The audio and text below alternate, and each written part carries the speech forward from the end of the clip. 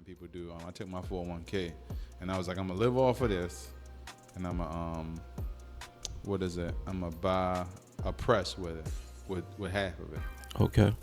So that's when I when I bought that press at my shop, an expensive one. Okay. So that's the first thing. But you had a plan though. Say I'm gonna take this money right here, and I'm going to invest it into the equipment that I need to start this business. Now, did you think about it as a business or like I just want to do this type of thing? Well, the reason why I did it because when I was working, I was a tow truck driver at the time. When I was a tow truck driver, I was getting T-shirt orders, and sometimes I couldn't finish the T-shirt orders because I had to go to work.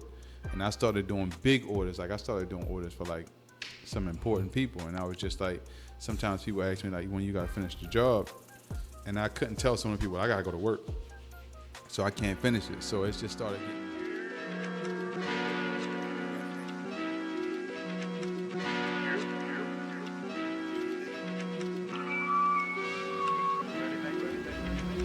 I'm ready to rock and roll and get my pockets full. Ready to roll and rock. Hope the money never stop. I hope the money never stop. Hope the money never stop. Ready to rock and roll. Ready to roll and rock. I'm ready to rock and roll and get my pockets full. I'm ready to roll and rock. Hope the money never stop. Hope the money never Just stop. talk like that. That's fine. I got my headphones on because like this is the vibe I set. All right.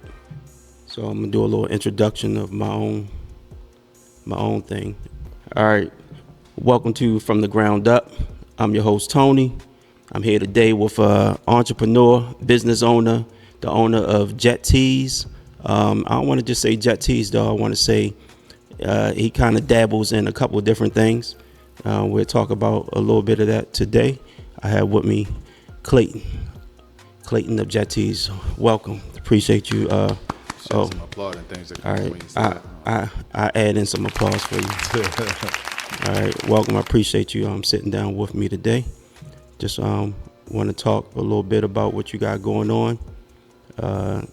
Today we're actually inside of your print shop where you do screen printing. Mm-hmm. All right. Before we even really get to talking about anything, see how you feeling? I'm feeling good, brother. Thanks for having me on the show. You know what I'm saying? Let me make sure I'm talking in the microphone. Thanks for having me on the show. Okay. Yeah, I'm feeling good today. Ravens playing today. Ravens won today. Yeah, shout out to them Ravens. What you think about them this year, though? For us, we actually did it. We actually doing pretty good. We had I feel like Ravens just turned around. You know what I'm saying? When Lamar came back, it seemed like the team started playing a little bit better. I think we're doing pretty good when it comes to we have been winning like our last like 5 games.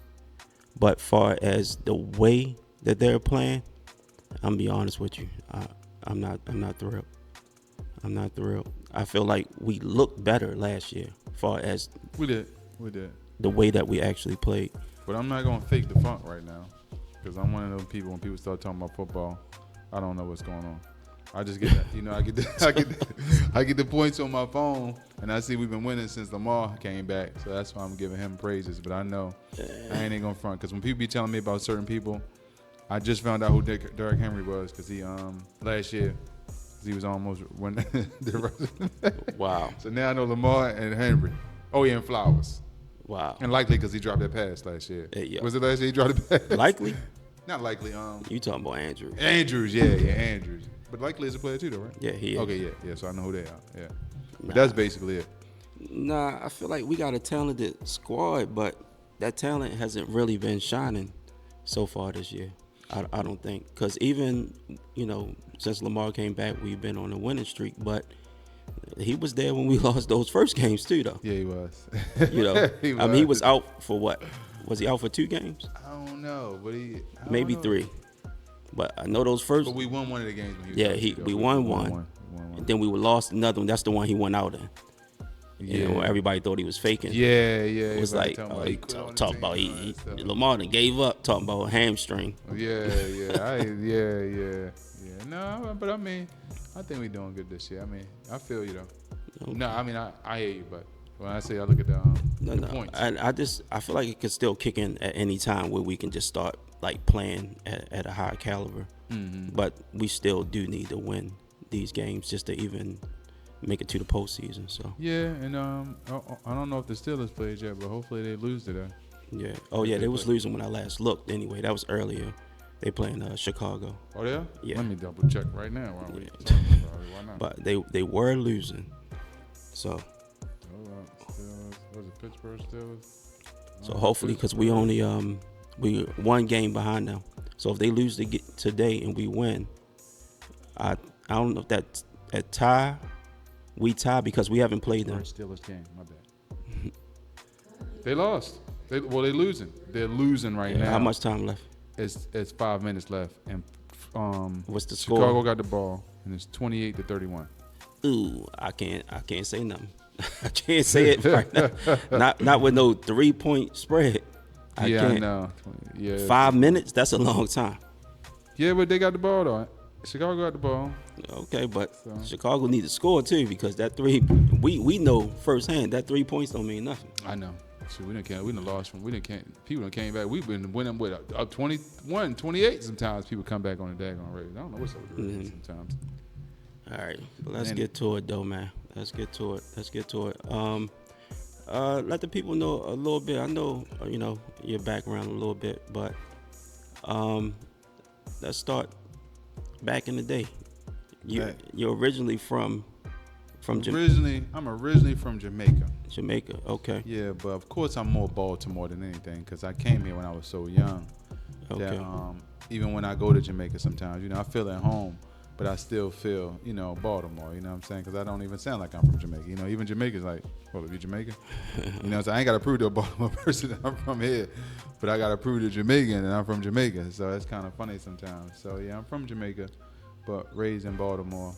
Okay. And so you came here at about what age? Like young, like a toddler or something? Five, maybe 5, 6. so. Maybe 4, 5, 6. Between 4 and 6.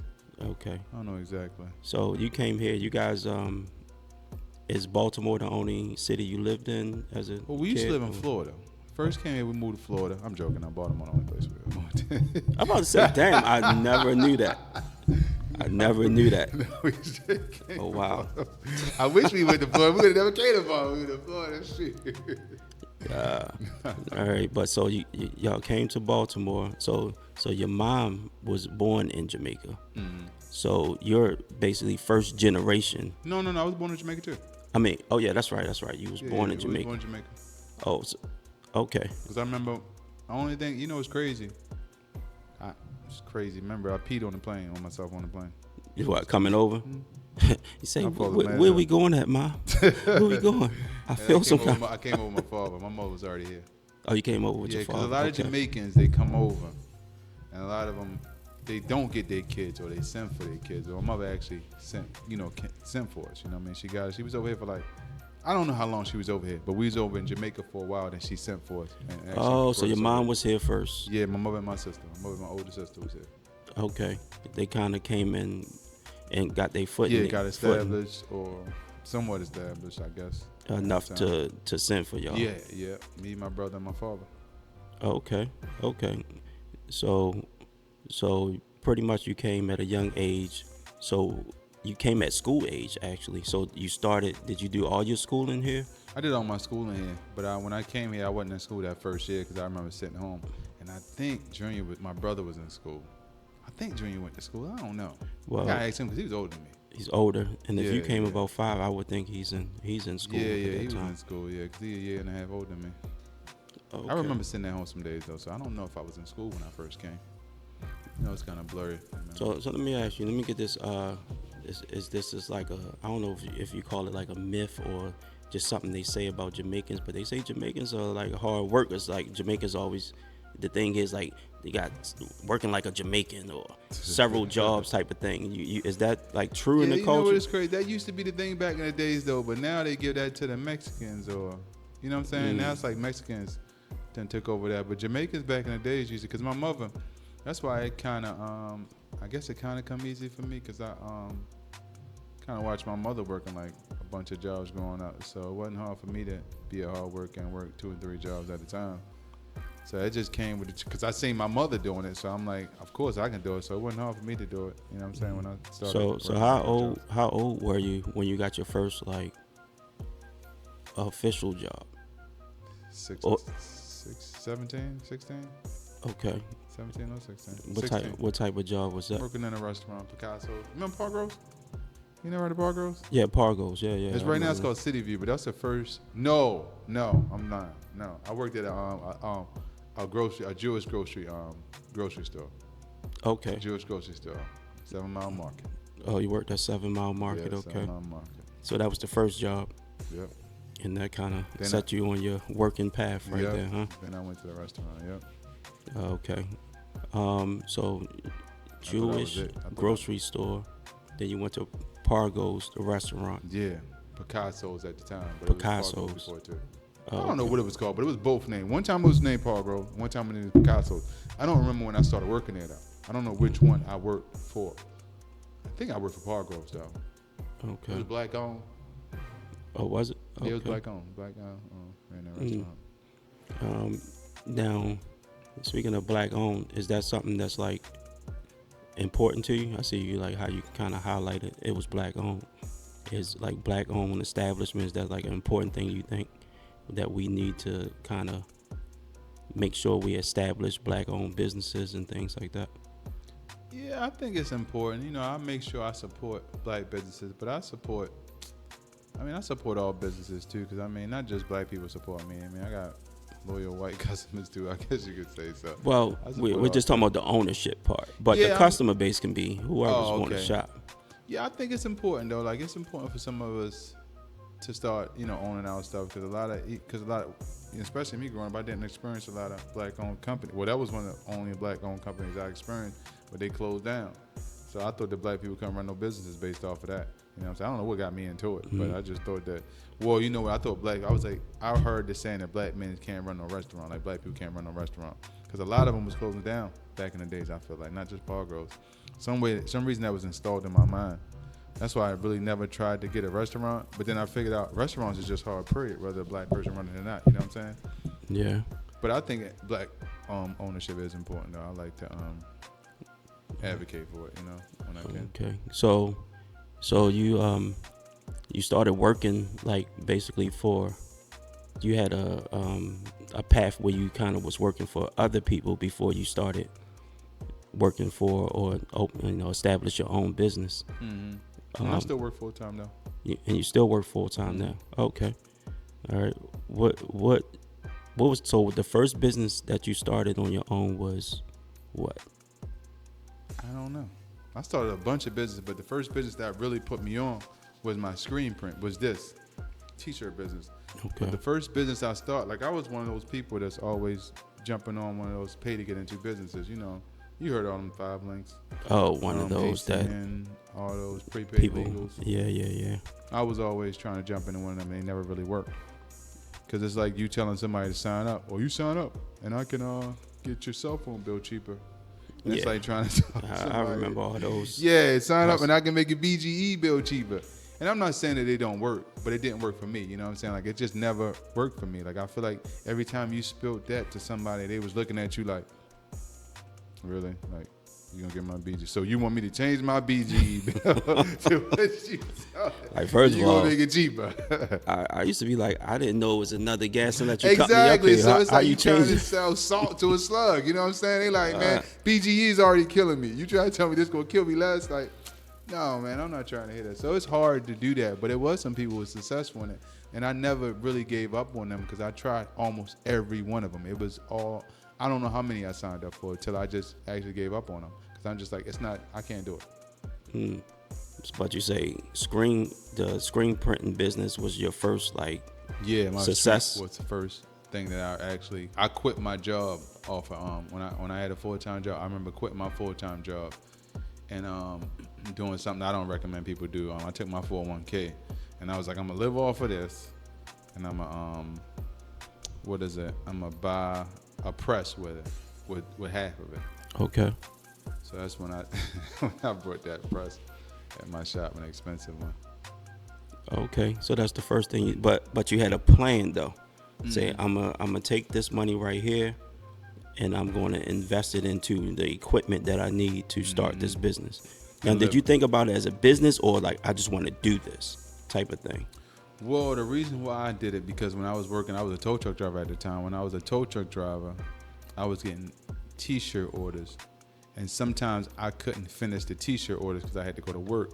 And I started doing big orders. Like I started doing orders for like some important people, and I was just like, sometimes people ask me like, when you gotta finish the job, and I couldn't tell some of the people I gotta go to work, so I can't finish it. So it just started getting like the screen printing payouts was like bigger than my actual paycheck sometimes, you know what I'm saying? So it was just like, if I want to take this seriously, then I had a mentor at the time that I used to talk to, and he'd just be like, he used to shake his head at me like, yo, you serious right now? So, and I got tired of telling people that I was gonna quit my job, so I actually quit my job, and I set out with. Hold on, you said you got tired of telling people? I got tired of telling people I'm gonna that quit you was my job going. one day. You was one of them, like, yeah, Yeah. I'm He about was to just quit. looking at me like, really?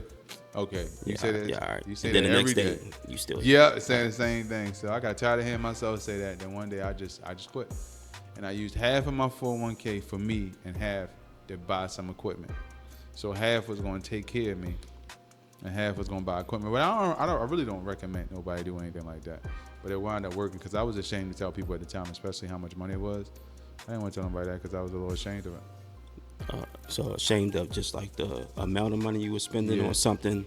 Were you ashamed because you wasn't sure about the outcome, if it would even work? Yeah, but I was ashamed because I wasn't sure for the work and the risk factor in that. And then your 401k is kind of like a safety blanket. So it's just like breaking that's your retirement. So I basically took my it was about, I think it was like 20,000 at the time. So I took, it was like 15, as a matter of fact. 15.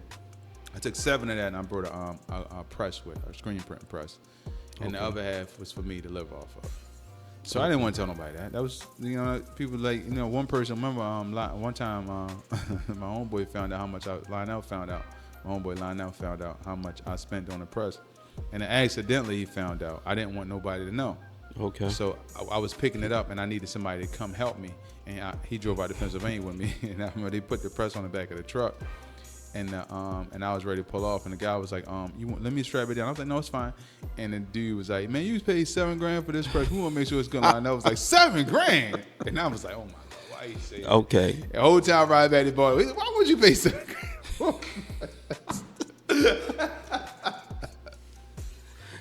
Oh, so man. I was like, oh, then he had me thinking like, why did I do that? I don't know why I did it, man. You know what I'm saying? I can imagine that moment when he said it out loud. Yes. And you probably was trying to keep it from him. Yes, I did not you want was almost out of this. He'll say, hold on, man, you paid $7,000 for this press. We want to make sure it's right. I said, bro, Lionel did not miss a beat. $7,000. I'll be honest with you. Nah, I've known you for a long time. I never knew you paid $7,000 for that first press. Oh, I paid $7,000 for that green press. The first press, the blue one. I think that was only. Yeah, oh, man. Still rocking. So you invested in yourself, and what was the first thing after getting the equipment? What did you do after that? It's crazy. That's the first time since I've been in the business for a while, but that's the first time I brought something. We actually just started using it right off top. We just rolling right off top. We just rolling with that press. I remember the guy was I had a guy working for me at the time, Honduras guy. Swami. You never met Swami, did you? Yeah. He was working with me at the time. We just started rolling. We just rolling right off that. Just knocking out. That was my first purchase. That was my first biggest purchase. But I had other presses. I had the other press, but I got rid of that press by that time. But no, I didn't buy anything else. I just brought that. We just started rolling. I can't think of what I brought after that. So now you're something that size. You had to get space to have that in. I had the space already though. You had the space already. I had the space in Owens Mills, so that got put in the Owens Mills shop. But So you have your space, you have a screen print, and you have somebody helping you print. Mm-hmm. So you had all your supplies, like your paint and everything that you needed. Yeah, I mean, because it's just like, now I know we're starting businesses, because even when I started screen print, I always tried to buy the biggest things. That's not the biggest. Well, that's the biggest regular press, but I was actually ready for that. That's the biggest standard press they sell. But working my way up to that when I had a smaller press, you know what I'm saying? And then I had a smaller dryer, of course, you know what I'm saying? Then the one I even had at the other shop. So I already had inks and stuff because I was working my way out. Because when somebody orders something, like if you was to put an order right now and you just say, I need purple ink on my shirt. Now we got a big gallon of purple ink that's going to last for a long time. So we had a bunch of inks. And we had a bunch of like squeegees and stuff. Okay, like you so. kind of would get it as when people requested it for the item that you was printing. Just like printing on sleeves. We got a bunch of pallets to print on sleeves. When I first started, I only had like 2 pallets to print on sleeves. I didn't have sleeve pallets. Then I eventually brought sleeve pallets to fit everything, basically, for all the stations. Okay, so now, how did you go about getting customers, getting sales, getting orders in? Like, what was your Well, at that time I already had the customers, but I still was advertising through Facebook, Instagram, and when I first quit, I used to be way more hustling than I am now. When I first quit, I used to actually just walk into businesses and ask them if they need t-shirts, and I had this on my apartment, I had this whiteboard up, and I used to have I don't remember the exact number, but I used to have call 40 people per day. And unless I called 40 random people a day, my day wasn't, you know what I'm saying? I sat in front of my, had a dining room table. My apartment was small as hell. Dining room, I don't know, if I had an apartment, dining room and the living room was basically the same. And I used to sit right there, right in front of the whiteboard, and I couldn't leave until I called 40 people. And I don't know how many sales I averaged off of that, but my goal was to at least call 40 people a day. Oh no, that's smart though. So you had goals, your daily goals or weekly goals. This is how I'm gonna get some business in. Yep. You wasn't scared to go door to door. Oh yeah. Talk to people. Yeah, and I remember jobs I got for that too. I got one gym from that. I actually got a couple gyms for that. Gyms. Yeah, Okay. One of the gyms was a franchise. What's that gym? Anytime Fitness. I need to call them now as a matter of fact. 'Cause I was starting to do a lot of Anytime Fitnesses because once I got one Anytime Fitness, they would tell the other Anytime Fitnesses. So I started doing Anytime Fitness shirts. So then after that, I started going to gyms trying to get gyms. I couldn't get no more gyms for some reason. No more of the big franchises anyway. Like I want to get Planet Fitness. I still want to get Planet Fitness, but I don't know if they get shirts like that anyway. Okay. So that was back in the day when you really first was starting out.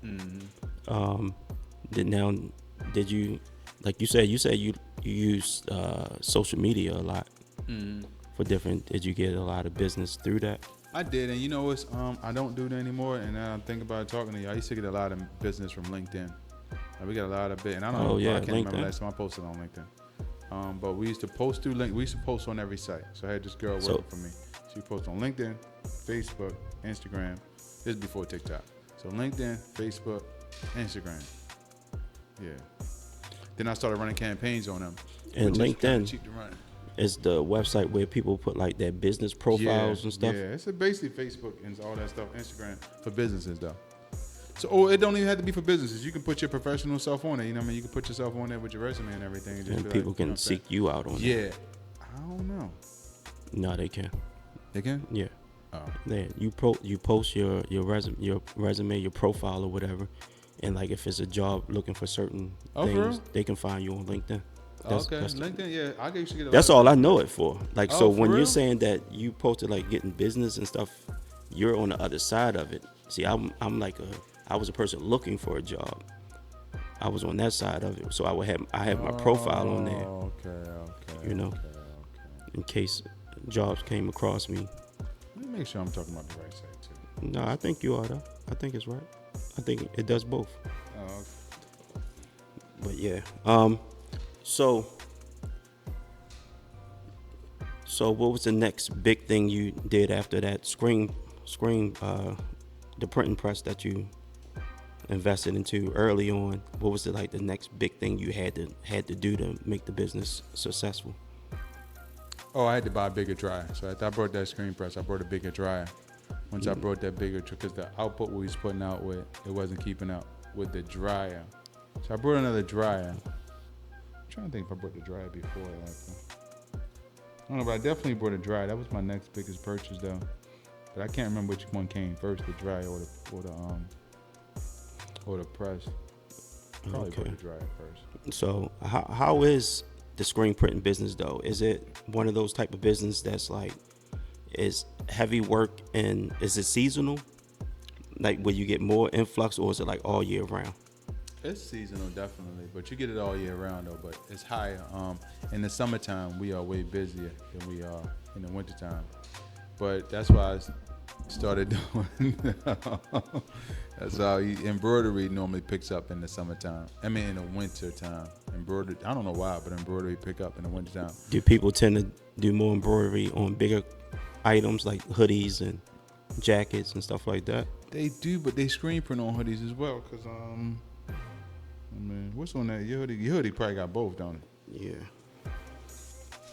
Yeah, your hoodie got screen print and embroidery. And it got embroidery. Oh, yeah. Yeah. So I mean, you can screen print on both. I can't say people embroider on hoodies more.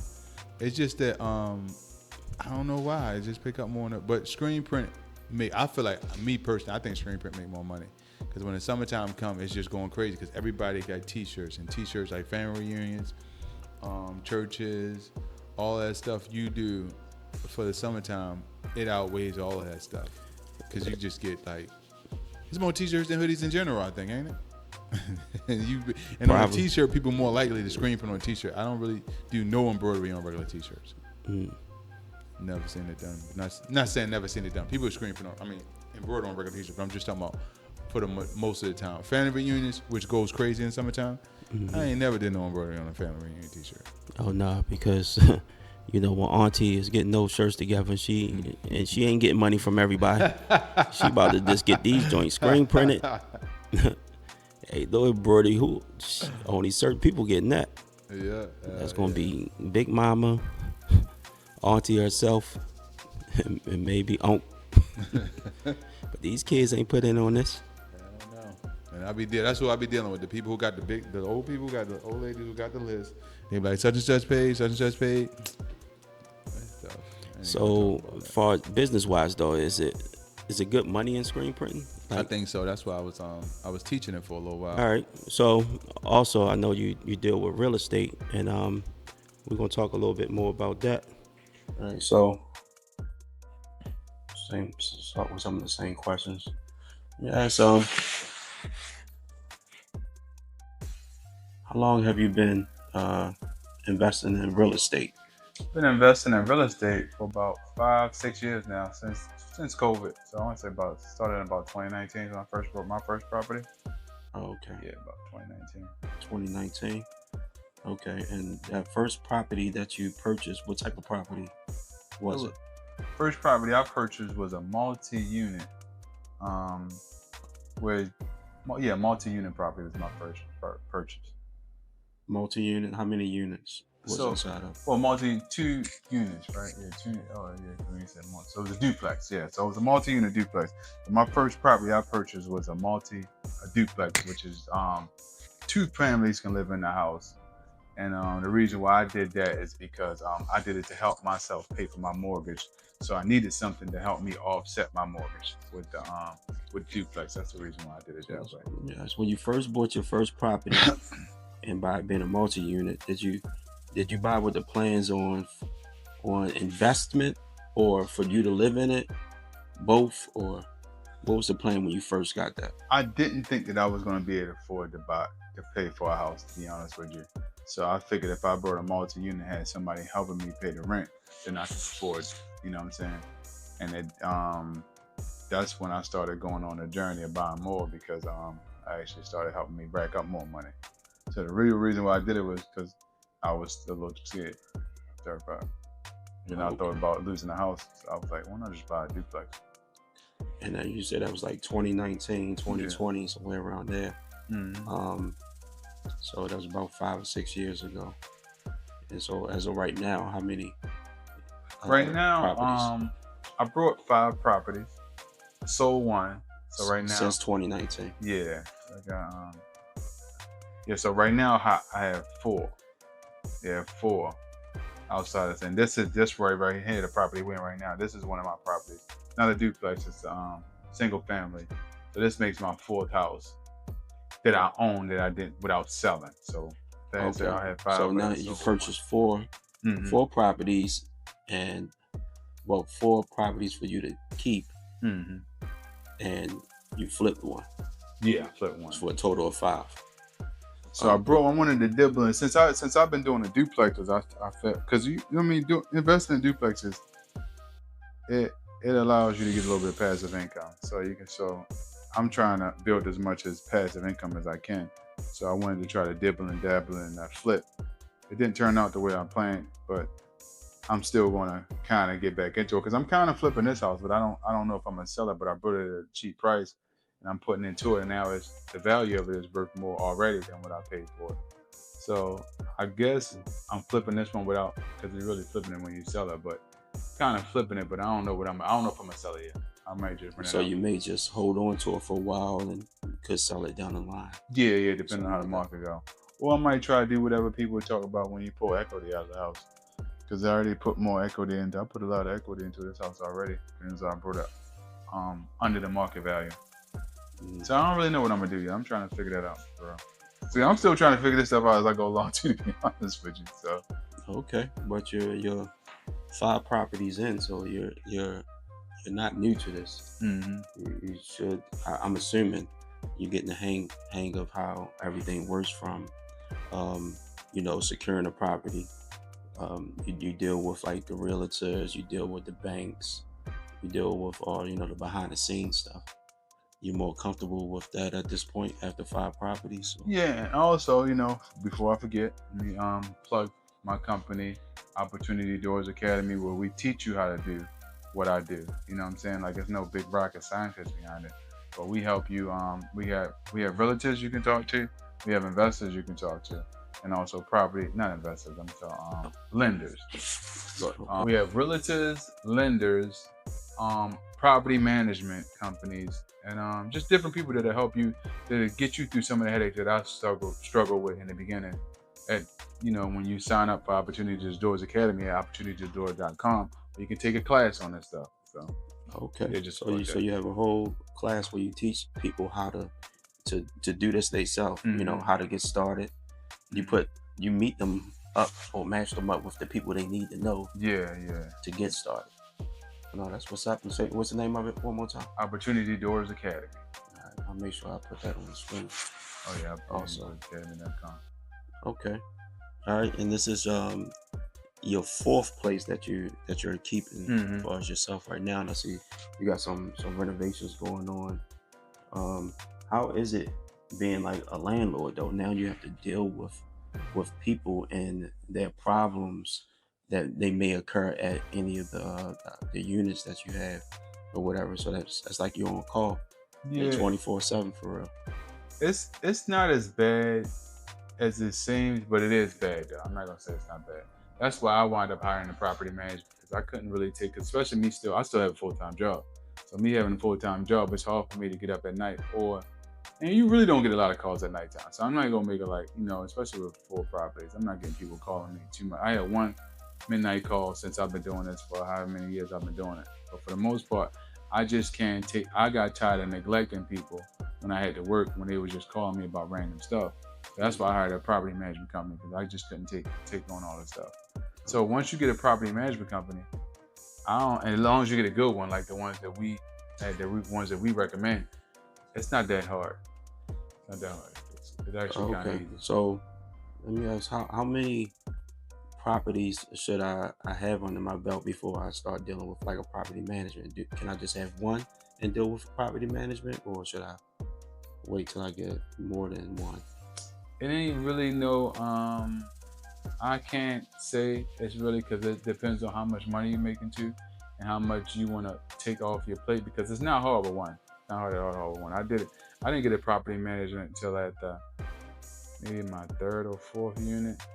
But even before then, I kind of wanted a property management company, because sometimes stuff just going to happen and you just don't want to.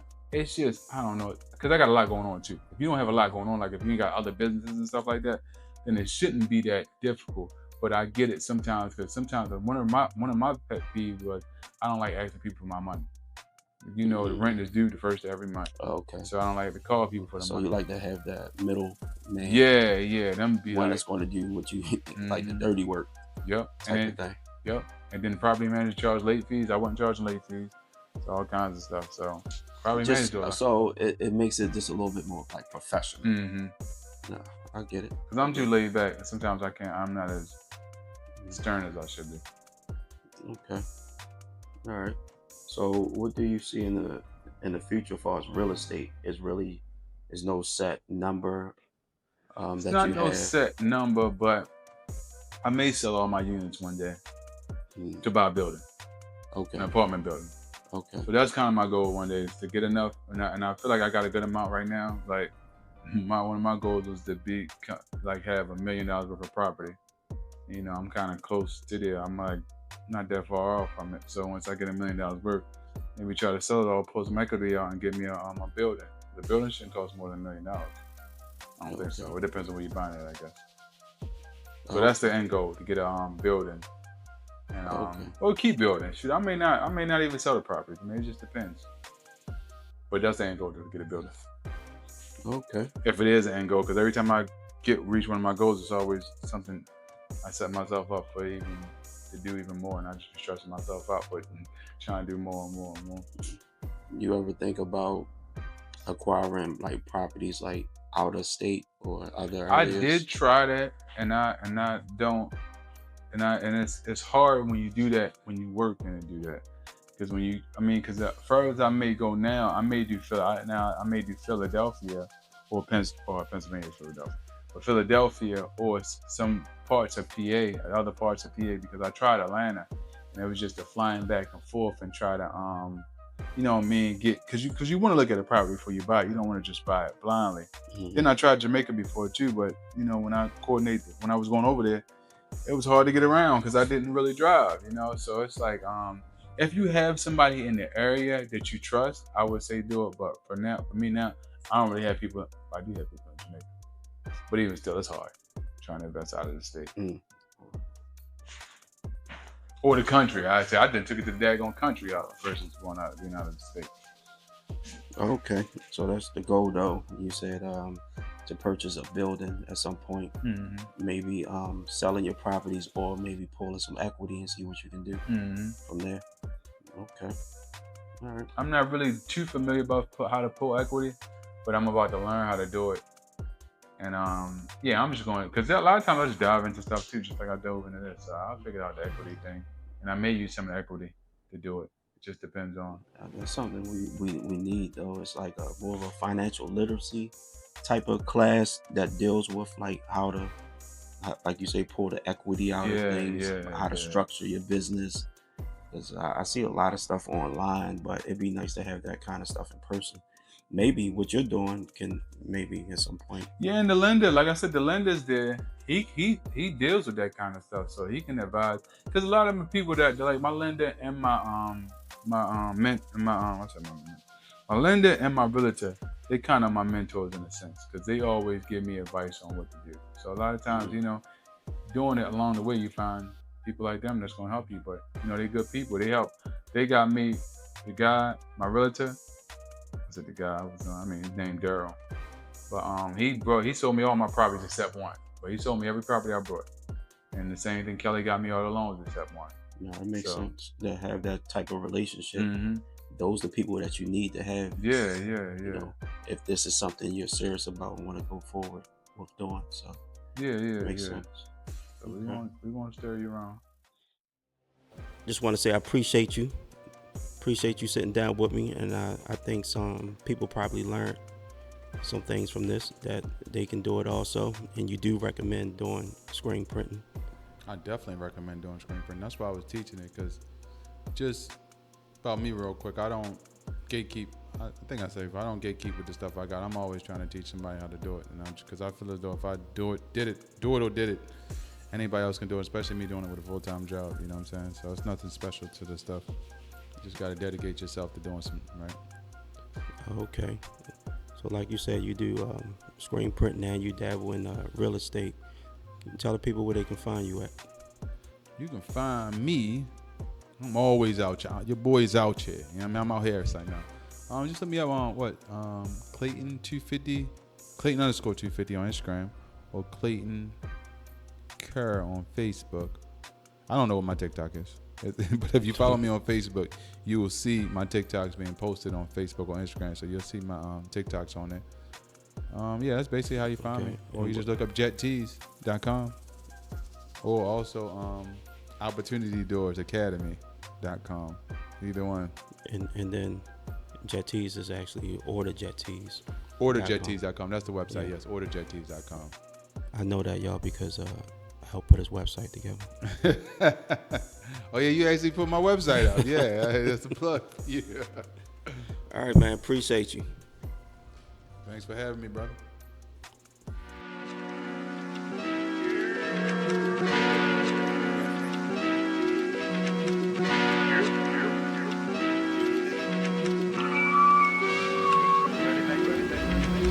I'm ready to rock and roll and get my pockets swole. Ready to roll and rock. Hope the money never stop. I hope the money never stop. Hope the money never stop. Ready to rock and roll. Ready to roll and rock. I'm ready to rock and roll and get my pockets swole. I'm ready to roll and rock. Hope the money never stop. Hope the money never stop. Hope the money never stop. I'm ready to rock and roll. I'm ready to